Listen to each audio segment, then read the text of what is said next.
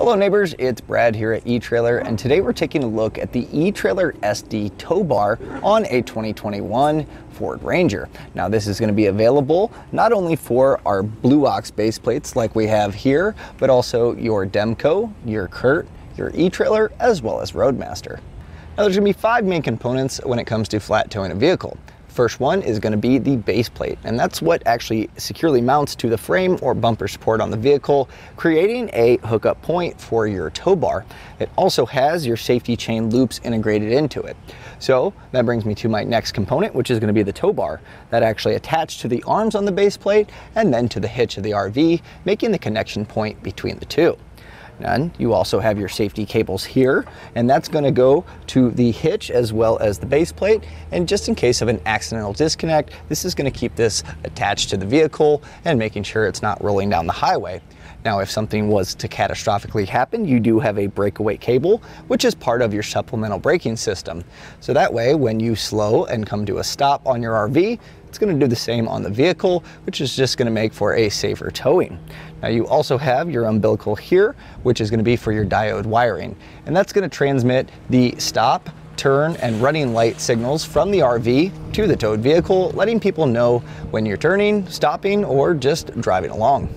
Now this SD tow bar is rated at 6,000 pounds, so it should be more than enough for our Ranger that we have here, but also it should be able to kind of accommodate a lot of different weights of vehicles, assuming it stays underneath that 6,000 pounds. Another great thing is the fact that the arms actually spread out quite wide, and as wide as you really need. So some base plates, you have the hookup points fairly narrow, some of them get pretty wide, and it kind of limits which tow bar works best for your application. So it's nice that this has the ability to actually spread that out. Now something you might see as well is the fact that there's not a ton of cables all over the place. So some flat tow setups, you have a lot of cables kind of moving around during the whole towing process. Well, this does a really good job of not only having a spot here to put our umbilical here with a nice cotter pin to keep it clean, but you also have these integrated brackets here for your safety cables, which do come with the tow bar. So again, keeping it all nice and clean, and just overall not having a ton of wires to deal with when you fold it up. Here we have our release for the arms, and that's because this is a non-binding tow bar, which is really nice. And if you're unsure of what that is some tow bars, when you get to unhook your vehicle, if you're not on level ground, you're actually having to fight to unlock this. It puts it in a binding position, while this one you don't have to worry about that. Even if you're on a slightly on level ground, you're not going to have to hammer this or get any special tools. You just simply push this down and it's going to release that pin, allowing you to draw those arms back. Now this is where you're going to see the difference between the 3 different kits of the SD. Right here we actually have the attachment for our Blue Ox here. So if you were to go to a Roadmaster, that's going to have a different arm attached, and it's going to have the hardware to make sure that you can hook up to the arms. So pretty much just swapping this out to attach to the base plate. But when you are ready to actually unhook it, pretty easy here. We have our pin. Just pull that out. This is all included, so you don't have to worry about getting those to hook this up. We can simply pull that out. We'll take our safety cables off. We will unplug our diode wiring. Put our breakaway cable back on the vehicle here. Unhook this side.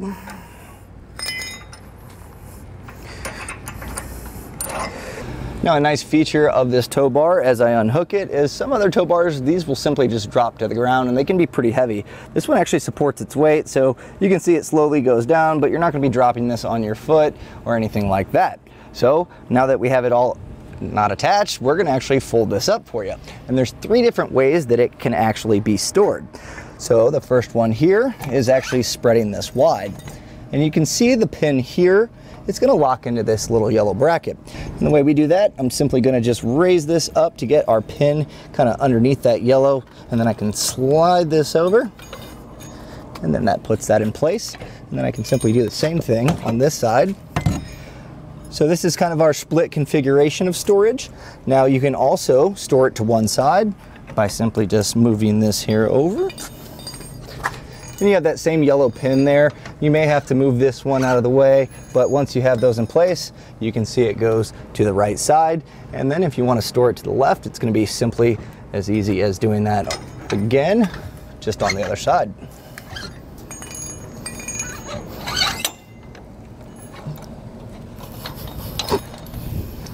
So another great part about having these cables actually integrated in here, it's going to kind of keep this from dragging. Now, your umbilical here does not actually come with the tow bar, but if you do end up going with the SD, I highly suggest getting a coiled one. That way you can really utilize that pole for storage as well. And you can kind of just tuck these out of the way here. And there's actually a storage bag that goes over this, and it's going to keep it all protected. So that way, if you keep your tow bar on here throughout the season, it'll actually protect it from the elements and kind of keep everything contained while you're driving.